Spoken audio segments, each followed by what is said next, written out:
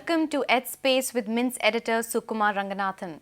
In today's episode, we're going to be talking about Flipkart, India's largest e-commerce firm, buying Myntra. So Sukumar, the first question is, how does this deal redefine the e-commerce industry in India? Well, for one, you have one player, one company which has suddenly acquired lots of size.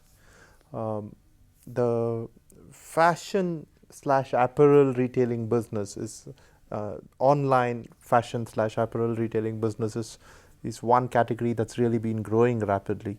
Flipkart has been trying to make its entrance into that. It hasn't succeeded all that well. Myntra definitely has the lead when it comes to that particular segment. E-commerce in India, much like it is anywhere else in the world, is an extremely cash-intensive business. And you need to have synergies, especially when it comes to things like delivery, which is a significant cost in India, marketing, customer management and acquisition. And I think this merger, although Myntra will continue to remain an independent entity, will take care of all these back-end issues and provide them significant synergies.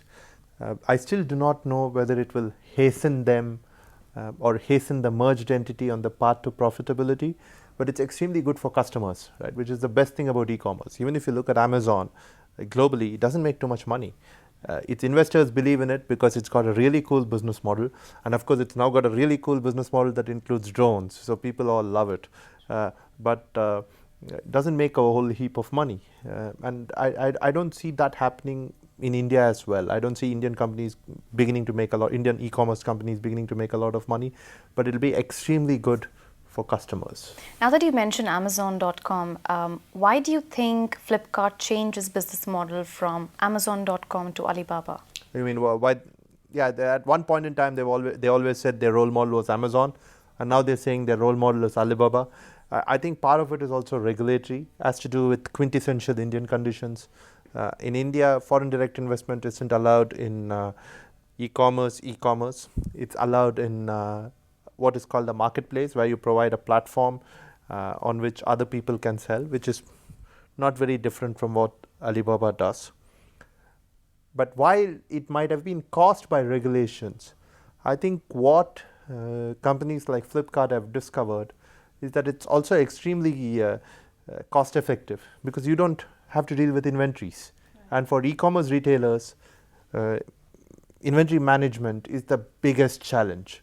Right? Fulfillment is a challenge and all that, but inventory management is like a really, really big issue for most e-commerce companies.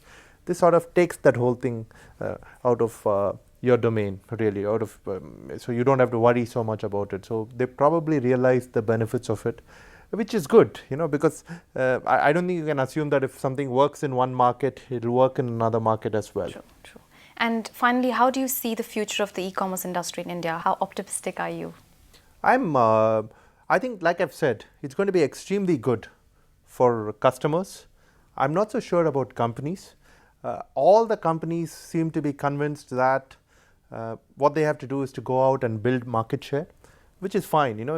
That's what all marketing textbooks tell you. Go out, build market share, and eventually the profits will come. I want to know when, right? And there's no answer to that.